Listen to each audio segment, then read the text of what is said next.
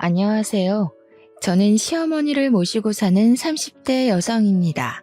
시어머니를 모시고 산다고 하니 어머니와 며느리의 고부 갈등으로 인해 사연을 보냈을 것으로 생각하실 수도 있겠지만 저와 시어머니는 길거리를 같이 다니면 다들 저를 어머니의 며느리가 아니라 딸로 생각할 정도로 사이가 좋습니다. 주변 지인들이나 친구들 보면 시어머니 때문에 마음고생을 많이 하는 것 같던데 다행히 저와 어머니는 성격이나 생활 습관이 아주 잘 맞아서 어머니를 모시고 사는 지금 이 순간이 즐겁답니다. 남편도 어머니를 닮아서인지 저와 아주 잘 맞아서 남편과의 사이도 아주 좋습니다. 지금 별 문제 없어 보이는 제가 사연을 보내게 된 이유 궁금하시죠? 지금부터 저의 기가 막힌 이야기 들려드릴게요. 일단 저와 남편은 같은 회사를 오래 다니다가 결혼했어요. 회사에서 인성도 좋고 나쁜 소문도 없고 일도 잘하는 모습을 보고 반했답니다. 결혼 허락을 받기 위해 첫 인사를 드리러 가던 날 시어머니는 너무 반갑게 맞아주시며 딸이 생긴 것 같아서 좋다고 했지만 시아버지는 표정이 뚱하셨어요. 남편 역시 시아버지를 그다지 좋아하는 것 같지 않고 부자지간에 말도 거의 없었는데 그냥 남자끼리라서 그런가 보다 했습니다. 시아버지는 저를 엄청나게 반기시지는 않았지만 그렇다고 결혼을 반대하시지도 않아서 원래 되게 과묵하신가 보다 생각하고 말았어요. 그날 집에서 나오면서 남편에게 시아버지에 관해서 물어봤는데 하는 말이 시아버지가 집에서 독불장군이라는 것입니다. 시어머니는 너무 심성이 착하셔서 결혼 초부터 시아버지가 뭐라고 하면 말 한마디도 못하셨다고 해요. 심지어 남편 어릴 때는 시아버지가 시어머니를 때리기도 했다고 합니다. 사소한 일로 엄청나게 크게 화를 내시는 것은 기본이었고 길거리에서도 시어머니가 답답하다고 느껴지면 주변 사람들 보지 않고 거침없이 소리를 지르며 무안을 주신다고 해요. 남편의 말로는 시아버지가 시어머니를 그야말로 개무시를 해왔다고 합니다. 그뿐만 아니라 시어머니는 시집살이도 아주 호되게 당하셨어요. 시할머니를 모시고 살면서 새벽부터 아침상을 차려내야 했고 조금이라도 늦어지면 엄청난 욕설을 퍼부으셨대요.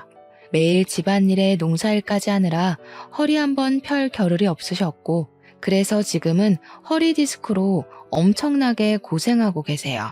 그렇게 시집살이를 당해도 시아버지는 시어머니를 단 한 번도 제대로 챙겨준 적이 없었고 오히려 시할머니 편에 서서 같이 구박했습니다. 같은 여자로서 시어머니가 살아온 모습을 생각하니 너무 안타까운 생각이 들었고 집에서 딸이 생긴 것 같다고 하신 말씀이 가슴에 박혀 잊히지 않았어요. 저는 그날 빨리 남편과 결혼해서 시어머니의 진짜 딸이 되고 싶다는 생각이 들었습니다. 상견례를 하는 날 시아버지는 여전히 표정이 뚱했지만 저를 대놓고 반대하시는 것도 아니었어요. 이전에 남편에게 시아버지의 과거에 관한 이야기를 들어서인지 첫인사 때는 시아버지가 그저 과묵하다고만 생각했는데 이번에는 시아버지의 인상이 왠지 안 좋아 보였습니다. 상견례를 하는 동안 시아버지는 금전적인 도움을 기대하지 말라는 말씀 딱 한마디만 하셨어요. 서로 주거나 받지 말고 결혼식만 올리고 알아서 살라고 하셨습니다. 어차피 저도 남편도 부모님의 도움 없이 우리끼리 결혼하려고 했고 지금 제 이름으로 된 오피스텔이 있어서 거기서 신혼살림을 차리려고 했기에 아버지의 말씀에 불만은 없었어요. 다만 친구들 대부분은 시아버지의 사랑을 듬뿍 받으며 결혼 생활을 하던데 저는 그러지 못한다는 점이 조금 아쉽기는 했습니다. 결혼 후 한 달 정도가 지났을 무렵 명절이 다가왔어요. 대한민국 며느리에게 첫 명절은 잊지 못하고 가장 긴장되는 순간일 것이에요. 저 역시 마찬가지였습니다. 시댁과 우리 집이 그다지 멀지 않아 명절 연휴 첫째 날 아침에 시댁에 가기로 했어요. 일부러 새벽부터 일어나 시댁에 아침 일찍 도착하니 이미 시어머니는 일어나셔서 밥을 차리고 계셨습니다. 시아버지도 우리의 목소리를 듣고 방에서 일어나 나오셨는데 나오시자마자 시어머니에게 밥을 달라고 난리치셨어요. 어머니는 아주 익숙하다는 듯이 시아버지의 밥을 푸고 국을 푸고 숟가락을 놓았습니다. 아버지 본인이 밥을 푸실 수도 있을 것 같은데 정말 아무것도 하지 않고 그냥 자리에 가만히 앉아 계셨어요. 저도 같이 시어머니가 차려주신 밥을 먹는데 반찬이 정말 많았고 너무 맛있었습니다. 밥을 다 먹고 제가 설거지를 하려고 하니 시어머니가 평소에 일하느라 힘들 텐데 하지 말고 어서 쉬라고 하셨어요. 저는 밥 먹었으니 당연히 제가 한다고 했지만 절대 하지 말라고 하시더라고요. 결국 어머니가 밥도 차리시고 설거지까지 다 하셨는데 마음이 영 불편했습니다. 불편한 아침 식사 후 명절 음식을 준비하기 시작했어요. 어머니의 지휘에 따라 저와 남편은 전을 부치고 어머니는 이것저것 다른 음식들을 준비하시기 시작했습니다. 시아버지는 예상대로 거실 소파에서 TV를 보고 계셨어요. 그냥 보기만 하면 좋은데 중간중간에 시어머니께 물 가져다 달라, 과일 달라고 시키시고 시어머니는 시아버지의 말에 아무 말 없이 가져오라는 것들을 가져오고 계셨습니다.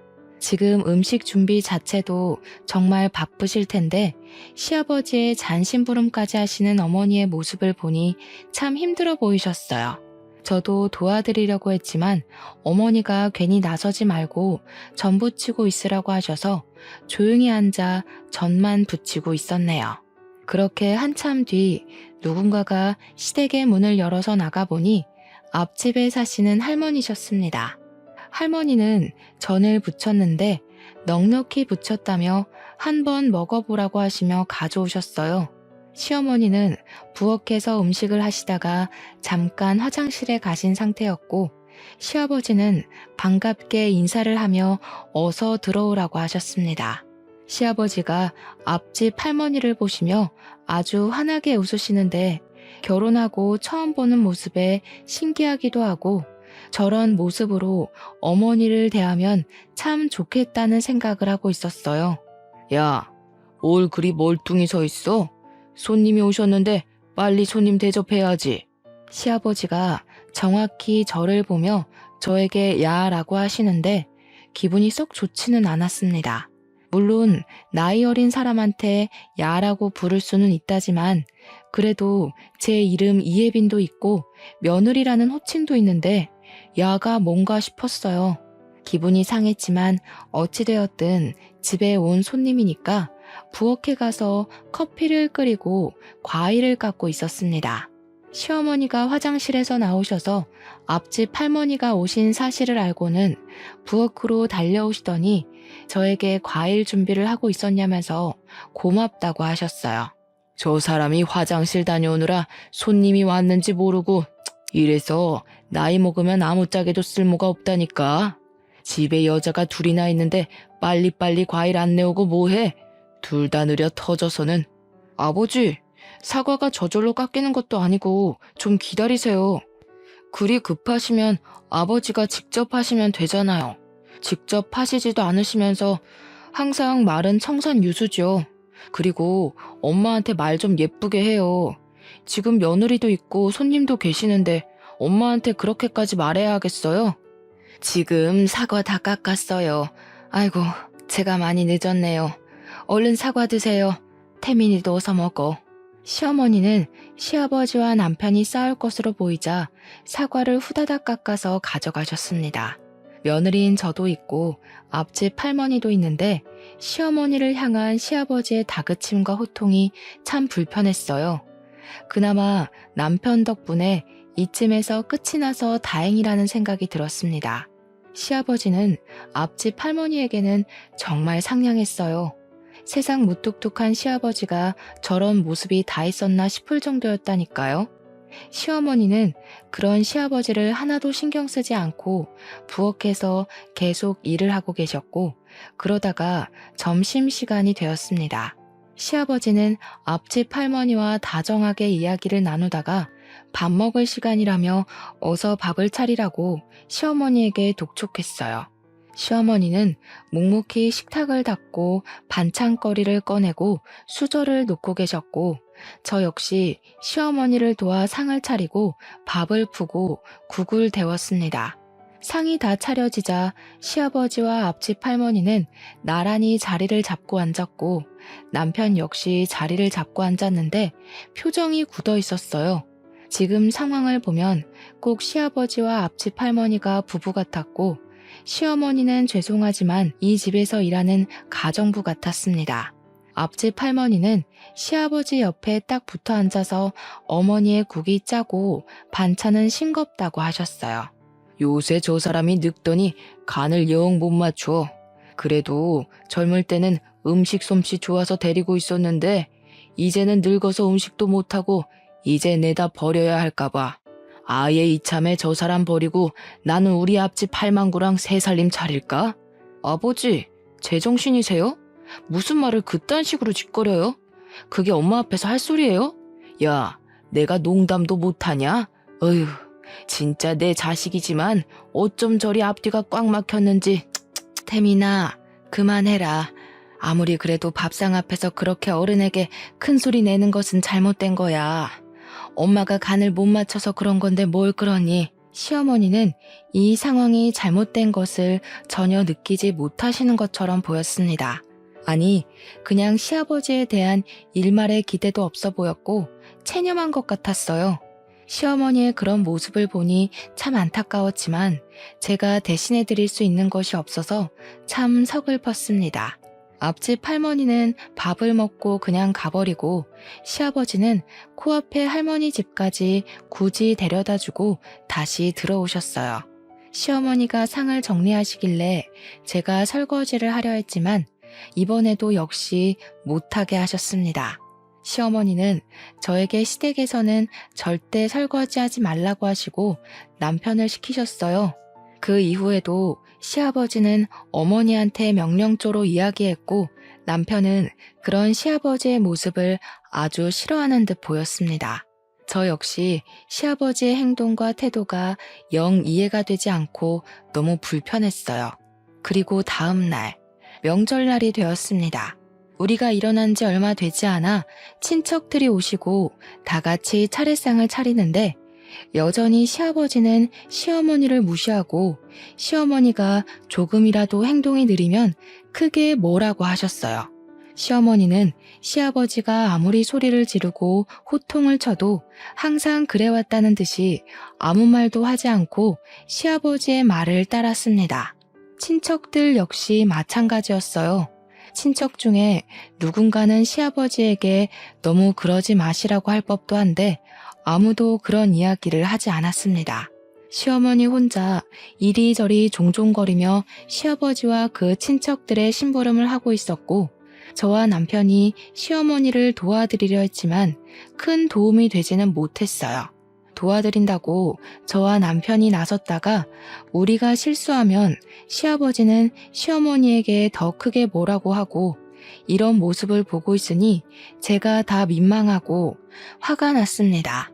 남편 역시 옆에서 화를 억지로 꾹 참는 듯 보였어요. 그렇게 살얼음 위를 걷는 것 같이 아주 많이 조마조마하게 차례를 지내고 대충 상을 치우자마자 바로 우리는 친정에 간다고 했습니다. 사실 친정이 시댁과 가까워서 조금 더 있어도 상관없었지만 남편이 시아버지의 태도에 화가 머리끝까지 나서 당장 나가자고 했어요. 친척들도 다 계시는데 어디서 며느리 따위가 첫 명절에 친정에 간다고 해? 너 시어미는 지금껏 명절 때 친정에 한 번도 못 갔다. 여자는 결혼하면 출가 외인이라는 말도 모르니? 개념 없는 년 같으니라고. 저희 부모님은 제가 안 가면 명절에 혼자 계셔서 가봐야 할 것 같아요.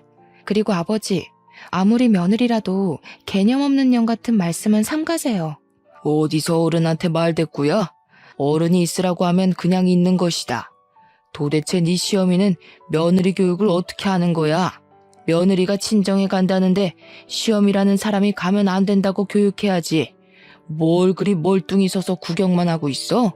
내가 진짜 어제부터 꾹 참고 있었는데 아버지 그만 좀 하세요. 아버지 옆에서 생기를 잃고 말라가는 어머니가 안쓰러워 보이지도 않으세요? 아니, 나이 먹고 이게 도대체 무슨 추태예요?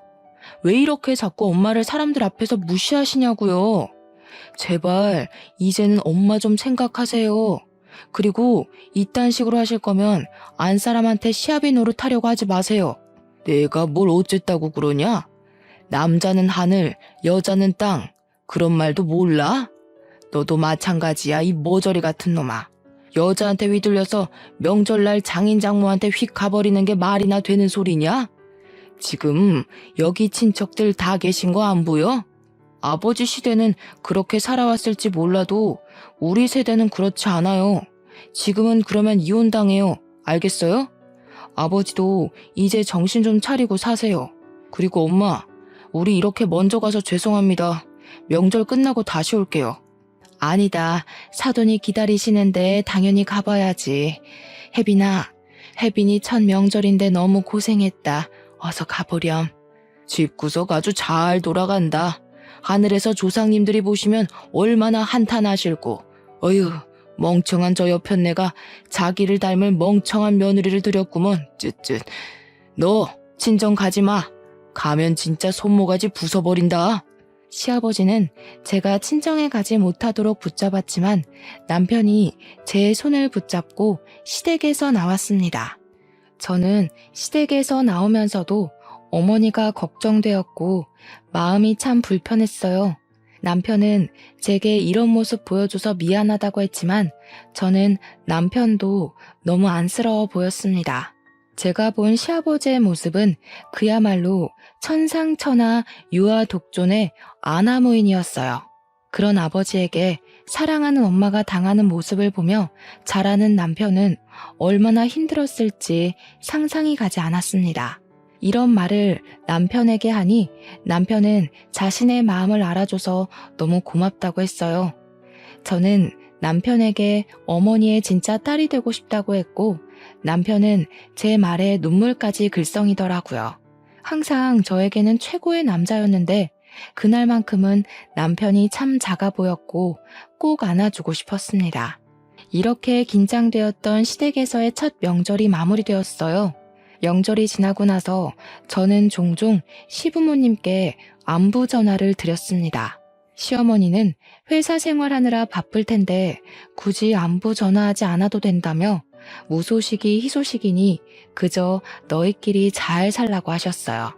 반면에 시아버지는 일주일에 한 번씩 전화하는데도 왜 한 번밖에 전화하지 않냐고 매일 전화하라고 하셨습니다. 그리고 전화 끊기 전에 꼭 하시는 이야기가 여자는 바깥일 하면 안 된다며 빨리 회사 관두고 집에서 살림이나 하라고 하셨어요. 여자가 밖에 나돌면 집안이 망한다고 하면서요. 명절 때 시아버지의 성격이 보통이 아님을 봐서 그냥 그러려니 하고 남편은 시어머니와는 종종 연락하는 것 같았지만 시아버지와는 아예 연락하지 않고 지냈어요. 그렇게 2달 정도가 흘렀습니다. 저는 회사 업무 특성상 일주일에 2번 정도는 거래처 미팅을 해요. 그날도 역시 거래처와 미팅을 하고 회사로 복귀하는데 시아버지가 누군가와 함께 식당에서 밥을 먹고 계시더라고요. 친구와 식사를 하시나 하고 자세히 보니 시아버지 앞에 웬 여자가 앉아 있었어요. 한눈에 딱 보아도 시아버지보다 꽤 어려 보였는데 시아버지가 음식을 먹다가 입에 뭘 묻히자 그 여자는 손으로 직접 닦아주고 있었습니다. 직접 식당으로 들어가서 이게 무슨 상황인지 확인해보고 싶었지만 운전 중이었고 빨리 회사로 들어가야 하는 상황이라 일단 사진만 찍어두었어요. 그리고 그날 저녁 퇴근 후 남편에게 사진을 보여주며 혹시 이 여자가 누군지 아느냐고 물었습니다. 남편은 모르는 사람인데 왜 그러냐고 하길래 아까 회사로 복귀하면서 봤던 장면들을 남편에게 이야기했어요. 남편은 일단 무슨 상황인지 한번 알아보겠다고 했습니다. 며칠 후, 금요일이 되었어요. 그날은 저녁에 친구들과 모임이 있어서 퇴근 후 남편은 먼저 집으로 들어가고 저는 시내로 향했습니다. 친구들도 다들 회사원이라 퇴근하고 모이니 저녁 7시가 되었더라고요. 우리는 원래 자주 가던 고깃집으로 들어갔는데 그곳에 시아버지와 그때 본 여자가 있었어요. 나는 바로 시아버지에게로 가서 인사를 한 후 이분은 누구시냐고 물어보았습니다. 시부는 아주 당당하게 애인이라고 하는데 아무 거리낌 없이 이야기하셔서 순간 제가 잘못 들은 줄 알았어요. 그래서 다시 물었습니다. 젊은 게 귀가 먹었나? 애인이라고 애인. 애인 몰라? 진짜 애인이요? 어머니는 어쩌시고 애인이세요? 어머니도 이 사실 아세요? 알든 말든 내가 무슨 상관이야? 그리고 지금까지 그 고리타분하고 멍청한 여자랑 살면 됐지. 내 노후까지 그년이랑 같이 살아야 해? 저는 이 상황이 너무 당황스러운데요. 어떻게 아버지가 어머니한테 그러실 수가 있으세요? 저 사실 남편에게 과거에 아버지가 어머니한테 어떻게 하셨는지 다 들었어요. 그런 어머니를 어떻게 이렇게 배신하세요? 어머니의 마음은 생각해보지 않으셨어요? 너도 태민이를 닮아서 아주 앞뒤가 꽉 막혔구나. 얘야, 요새같이 급변하는 시대에는 말이다. 조강지처가 있어도 다른 여자를 볼 수도 있는 법이란다. 오피스 와이프인가 그런 말도 있잖아. 너도 그냥 이 사람 나의 오피스 와이프라고 생각해라. 너도 그 말 알지? 오피스 와이프. 시아버지는 아주 당당하게 자신이 불륜을 저지르고 있다고 말하고 시아버지 앞에 상간녀는 다리를 꼬고 팔짱을 끼고 제가 아주 마음에 안 든다는 표정으로 저를 위아래로 훑어보았습니다. 그리고 이 황당한 상황을 제 친구들이 다 보았어요. 친구들은 충격에 멍해져 있는 저를 끌고 다른 곳으로 가자고 했습니다. 왜? 고기 안 먹고 그냥 가려고? 그럼 우리 식사 다 마쳤는데 여기 계산 좀 하고 가. 너 내 며느리잖아. 며느리로서 밥 한 번 살 수도 있는 거 아니야? 제가 아버지와 상간녀가 식사하신 것을 왜 계산해야 하나요? 말도 안 되는 소리 하지 마시고 저한테 며느리라고 부르지도 마세요. 아시겠어요? 저년이 처음 해봤을 때도 싹수 없어 보이더니만 가면 갈수록 마음에 안 들어. 어디서 며느리 따위가 시아버지한테 말대꾸야?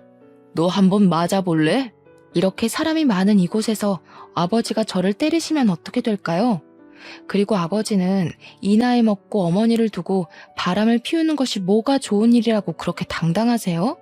전 정말 아버지 하나부터 열까지 이해가 안 돼요. 단 하나도요. 저와 시아버지는 감정이 격해져 목소리가 커졌고 고깃집에서 있던 다른 테이블의 사람들도 대충 어떤 상황인지 알게 되었는지 웅성거리며 이상한 눈으로 아버지와 상간녀를 보았습니다. 시아버지는 그런 사람들에게 이상한 눈으로 보지 말라며 되레 큰 소리였고 상간녀는 얼굴을 가리고 고깃집을 황급히 나갔어요. 그 와중에 시아버지 계산을 안 하고 나가는 바람에 어쩔 수 없이 제가 시아버지와 상간녀가 먹은 것들을 계산했습니다.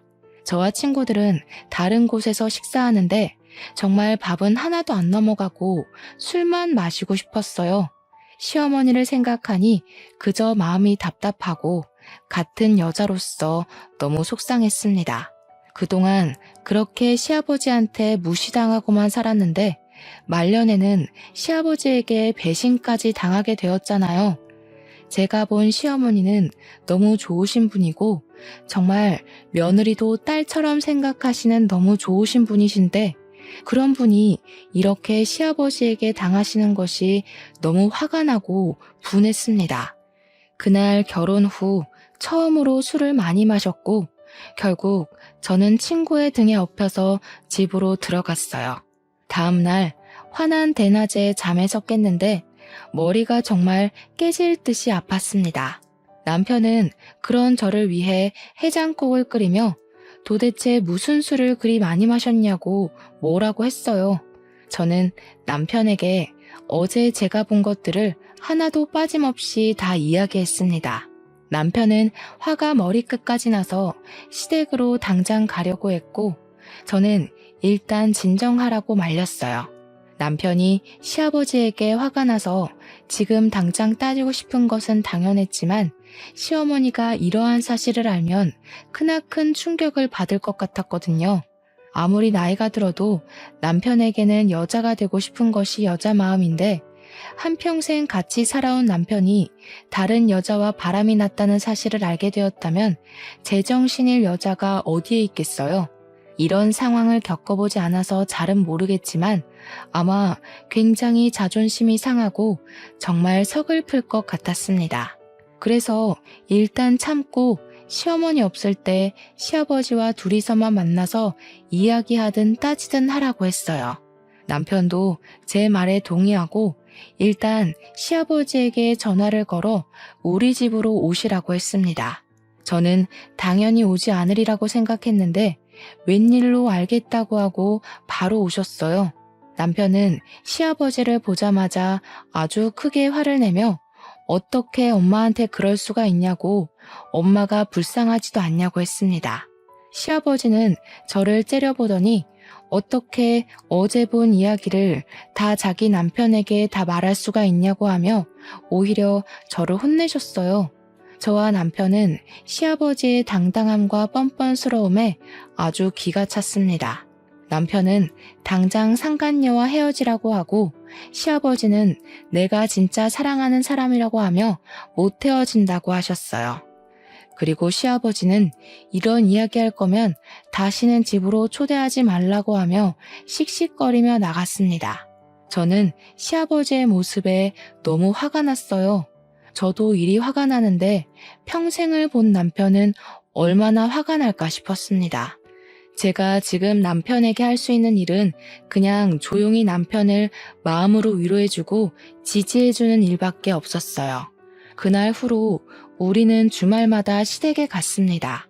마음 같아서는 매일 가서 시아버지의 폭언으로부터 시어머니를 보호하고 싶었지만 회사 때문에 그러지 못했고 대신 주말마다 가서 시어머니의 말벗이 되어드리고 시아버지가 시어머니에게 뭐라고 하면 우리가 막아드렸어요. 시어머니는 시아버지를 정말 사랑했습니다.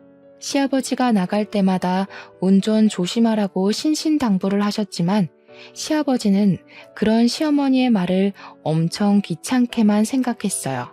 그렇게 시어머니가 준비해준 옷을 입고 시어머니가 차려준 아침밥을 먹고 시아버지는 주말마다 한껏 꾸미고 나갔습니다. 아마 상간녀를 만나러 가는 것 같았어요. 솔직히 제 마음 같아서는 그 뒤를 쫓아가 당장 상간녀 머리털을 다 뽑아버리고 이 모든 사실을 시어머니께 말씀드리고 싶었습니다. 그래서 시아버지와 시어머니를 이혼시키고 어머니를 모시고 살고 싶었어요. 그러나 시아버지의 불륜 사실을 알게 되면 시어머니께서 큰 충격을 받으실 것 같아 말을 차마 할 수가 없었습니다. 그러던 어느 날 남편과 제가 함께 거래처 갔다가 복귀하는데 상간녀와 그녀의 아들로 보이는 사람이 길을 걷는 것을 보았어요. 그 아들은 근처 중학교 교복을 입고 있었는데 회사에서 친하게 지내는 동료의 아들과 같은 중학교였습니다. 저는 남편에게 저 사람이 그때 시아버지와 같이 있던 여자라고 이야기했어요. 남편은 일단 그 둘의 사진을 찍었고 차를 근처 주차장에 세운 뒤 그들의 뒤를 밟았습니다. 상간녀는 회사 근처의 오래된 빌라에서 살고 있었어요. 두 모자가 집으로 들어가려고 할 때 우리는 그들을 불러 세웠는데 상간녀 아들의 교복에는 이진호라는 명찰이 있었습니다. 상간녀는 처음에는 무슨 일이냐고 하다가 제 얼굴을 보고 소스라치게 놀라며 자기 아들에게 얼른 집으로 들어가라고 했어요. 남편은 상간녀의 아들이 들어가자마자 우리 아버지랑 도대체 무슨 생각으로 만나고 있냐고 했습니다. 상간녀는 저번에 고깃집에서 만날 때는 다리 꼬고 팔짱 끼고 아주 거만한 자세로 있더니 이번에는 자기 아들이 있어서 그런지 쩔쩔매는 모습이었어요. 상간녀는 자신의 남편이 사고로 몇 년 전에 죽고 너무 외롭고 힘들어서 만났다고 하며 얼른 헤어지겠다고 했습니다. 남편은 그런 상간녀에게 당장 헤어지지 않으면 가만두지 않겠다고 으름장을 놓았고 상간녀는 알겠다고 했네요. 그리고 회사로 복귀한 후 회사 동료에게 사진을 보여주며 아들에게 이진호라는 친구를 아느냐고 물어봐 달라고 했어요. 회사 동료의 아들과 상간녀의 아들이 베스트 프렌드였고 그래서 상간녀 아들 이진호의 연락처까지 알 수 있었습니다. 나중에 혹시 모를 상황에 대비하여 진호군의 전화번호도 저장해놨어요. 그 뒤로도 우리는 주말마다 시댁에 갔는데 시아버지는 거의 집에 있었습니다. 저와 남편은 시아버지와 상간녀가 당연히 헤어졌을 것으로 생각했어요. 그렇게 몇 달이 흘러 아버지의 생신날이 다가왔습니다. 그때가 아버지 칠순이라 좋은 한정식 집을 예약해서 가족끼리 생신 파티를 계획했어요. 솔직히 남편과 저는 그냥 조용히 집에서 미역국이나 끓여 먹고 싶었지만 시어머니가 그래도 아버지 칠순인데 아무것도 안 하면 동네 사람들이 손가락질한다고 해서 어쩔 수 없이 했습니다. 한정식 집에 부모님과 우리 부부 이렇게 4명으로 예약을 하려고 하니 시아버지가 본인이 직접 예약을 한다고 하며 저에게 절대 식당 예약 전화를 하지 말라고 했어요. 저는 시아버지가 특별히 드시고 싶은 음식이 있나 보다 생각해서 알겠다고 했습니다. 생신 당일, 저와 남편이 먼저 식당에 도착해서 아버지 이름으로 예약했다고 하니 식당 직원분이 5분으로 예약한 것 맞으시냐고 물었어요. 제가 우리는 성인 4명인데 왜 5명이냐고 잘못하신 것 아니냐고 했더니 분명히 5분으로 적혀 있다고 하며 확인해 보겠다고 했습니다. 그러면서 직원분이 일단 예약된 룸으로 들어가라고 안내해 주셔서 저와 남편이 먼저 예약된 룸으로 들어가고 잠시 뒤에 시부모님이 오셨어요. 저는 시아버지에게 4명인데 왜 5명으로 예약하셨냐고 물었습니다. 시아버지는 이 자리에 같이 하고 싶은 사람이 있어서 일부러 5명으로 예약했다고 하셨고 잠시 뒤 룸의 문이 열렸어요. 그리고 제 눈앞에 나타난 사람을 보고 저는 기겁을 했습니다. 그 사람은 바로 시아버지의 상간녀였습니다. 상간녀가 한껏 치장하고 시어머니와 우리 앞에 나타난 거예요. 남편은 화가 잔뜩 난 얼굴로 도대체 당신이 여기를 왜 왔냐고 했습니다. 내 애인에게 네가 뭐니 네가. 이제 이 사람이 너희들의 어머니가 될 것이니 잘 모시고 살아라. 까불면 가만 안 둔다. 아버지, 지금 제정신이세요? 어떻게 이 사람을 이 자리에 들일 수가 있어요? 어머니의 마음은 생각해보지 않으셨어요? 평생토록 어머니를 못 살게 굴더니 이제는 바람이세요. 제발 좀 엄마 좀 생각해 주세요. 그리고 당신은 제정신이야? 여기가 어디라고 함부로 기어들어와. 내가 그때 헤어지라고 했잖아. 헤어지려고 했는데 우리 오빠가 나 없으면 못 살고 죽는다고 붙잡는데 어째? 답답한 여편네랑 살기 힘들다나 뭐라나. 그래서 어쩔 수 없이 다시 만났어. 저 여자가 과연 아버지를 정말 사랑해서 만나는 것 같아요? 저 여자 아버지의 돈 바라고 사귀는 거예요. 솔직히 나이도 어린 사람이 늙어 빠진 아버지 같은 분을 왜 만나요? 안 그래요? 그래도 상관없어. 늙어 빠진 네 엄마보다는 이 사람이 나에게 더 힘이 되니 그것만으로도 나는 아주 좋아. 내가 진짜 사랑하는 사람은 이 사람이고 내 땅이며 내 집, 대대로 물려내려온 내 유산까지 다 이 사람에게 줄 거야. 나는 이 사람 없으면 못 살아. 상간녀에게 자신의 유산과 땅을 다 물려줄 거라는 말에 남편은 시아버지에게 소리를 지르고 있고 시어머니는 자리에 앉아 그저 눈물만 흘리며 내가 못나서 그러니 진정하라고만 하셨습니다. 저는 시어머니의 그런 모습을 보니 너무 답답해서 화가 났어요. 지금까지 두 분의 모습을 보았을 때 시어머니는 시아버지에게 평생을 가스라이팅 당한 것 같았습니다. 작은 일에도 닥달하고 호통만 치는 시아버지에게 기가 푹 죽어서 한마디도 못하고 평생을 살아가셨을 모습을 생각하니 답답하고, 이렇게 시아버지가 큰 잘못을 저지르고 있음에도 시어머니는 아무 말도 못하시는 모습을 보니 화가 났어요. 지금까지 두 분의 모습을 보았을 때 시어머니는 시아버지에게 평생을 가스라이팅 당한 것 같았습니다. 작은 일에도 닥달하고 호통만 치는 시아버지에게 기가 푹 죽어서 한마디도 못하고 평생을 살아가셨을 모습을 생각하니 답답하고, 이렇게 시아버지가 큰 잘못을 저지르고 있음에도 시어머니는 아무 말도 못하시는 모습을 보니 화가 났어요. 시어머니는 시아버지에게 평생토록 헌신했는데 시아버지는 그런 시어머니를 헌신짝처럼 대하고 있었습니다. 시어머니의 눈물을 보면서 시아버지와 상간녀를 가만두면 안 되겠다고 생각했어요. 저는 분노에 눈이 뒤집혀서 상간녀의 머리채를 잡았습니다. 상간녀는 저에게 욕을 하며 주먹질을 해댔지만 절대 그 머리카락을 놓치지 않았어요. 그런 모습을 본 남편은 저번에 길거리에서 찍었던 아들의 사진을 보여주며 당장 아들에게 이 사실을 말하겠다고 했습니다. 그리고 저번에 저장해뒀던 상간녀 아들의 번호를 불러주며 당장 전화하겠다고 협박했어요. 그렇게 시아버지 옆에서 기고만장했던 상간녀는 아들의 번호를 우리가 알고 있다는 걸 알자 우리 앞에서 무릎을 꿇으며 아들은 이 사실을 모르게 해달라고 했습니다. 시아버지는 그렇게 사랑한다던 상간녀가 저에게 머리채가 잡히고 남편에게 협박을 당할 동안 아무런 말이나 행동을 하지 않고 그저 구석에서 떨고만 있었어요. 그만 좀 해라. 그만. 내가 이렇게 말리 마. 제발 내가 사랑하는 사람 괴롭히지 마. 나도 이렇게까지 하기는 싫었다. 사실 너희 엄마랑 나 서로 사랑해서 결혼한 사이도 아니었고 부모끼리 정한 약속으로 어쩔 수 없이 정략 결혼한 거야. 그렇게 평생 사랑이라는 감정을 모르고 살아왔다가 내 나이 70살이 돼서야 진짜 사랑하는 이 사람을 만났어.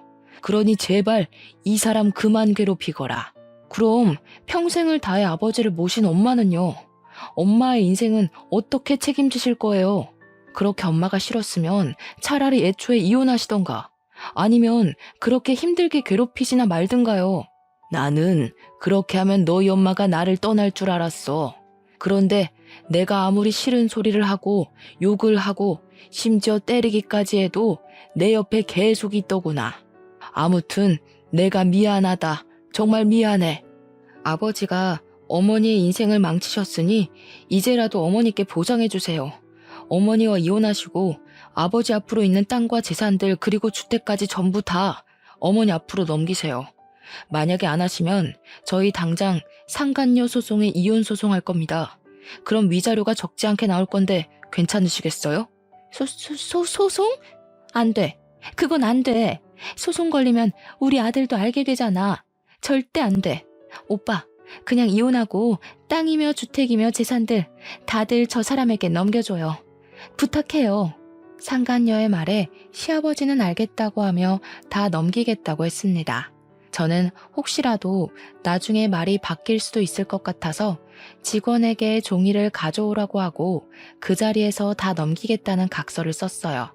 각서를 다 쓰고 조금 잠잠해지니 그제야 음식이 나오기 시작했습니다. 직원분은 심각한 이야기 중이신 것 같아서 음식을 드리지 못했다며 늦어서 죄송하다고 했어요.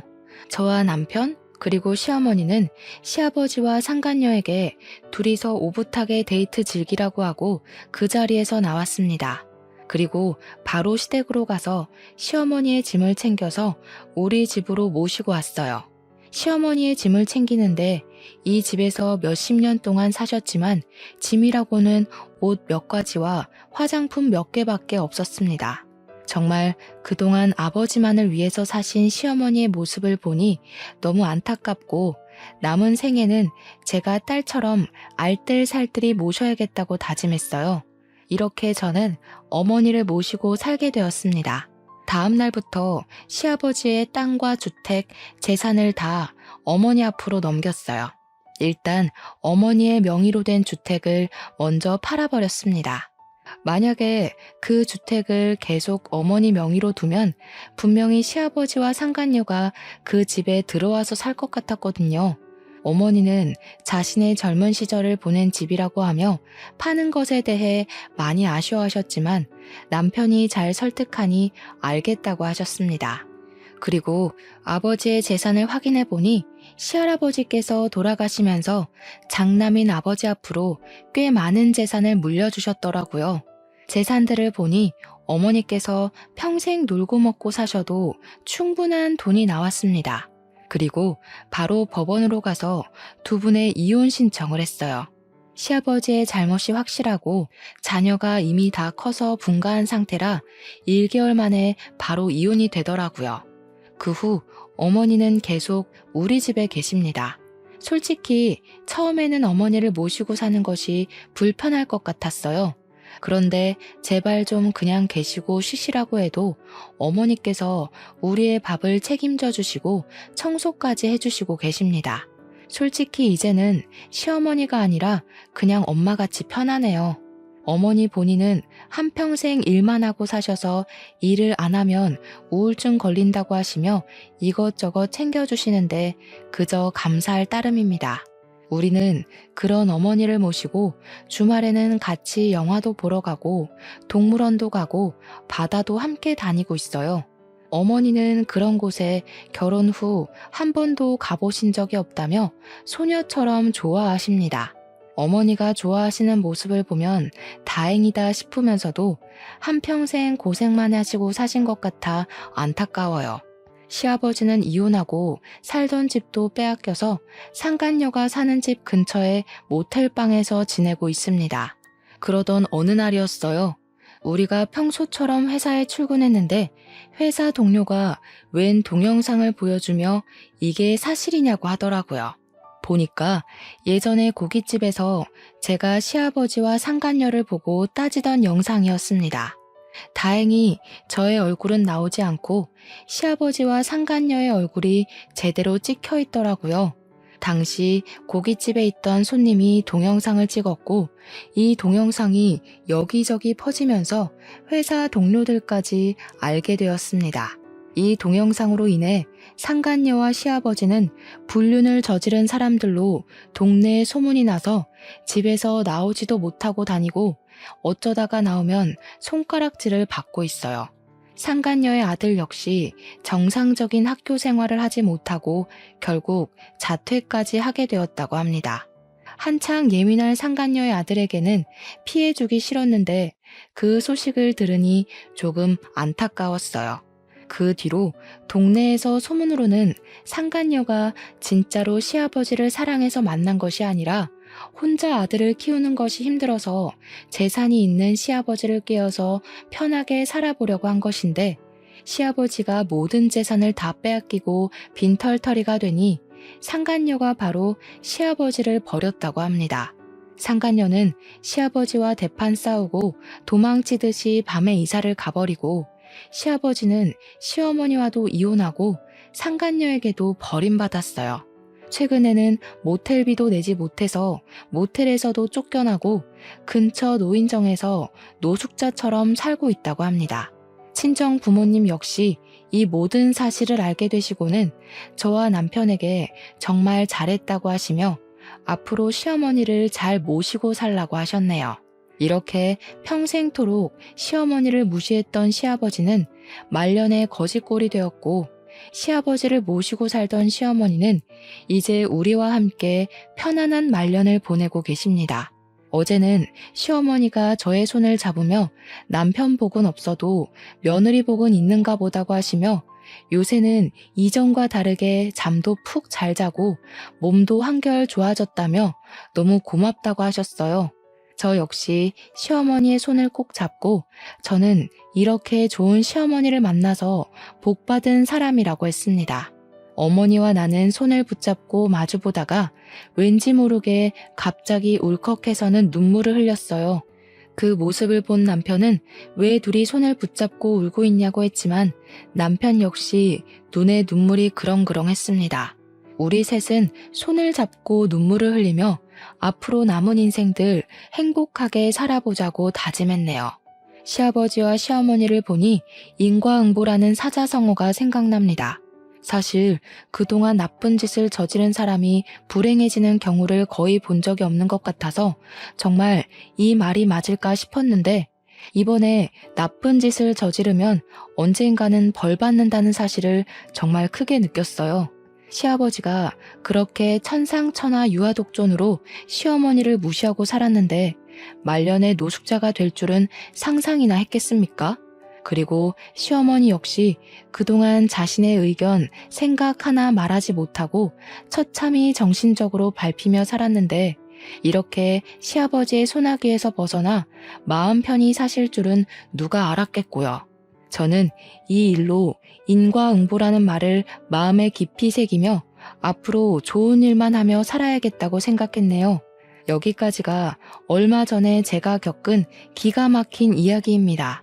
앞으로는 평생 고생하신 시어머니를 극진히 모시며 빨리 손주도 보여드리고 아주 행복하게 살아보려고요. 저의 긴 이야기 들어주셔서 감사합니다.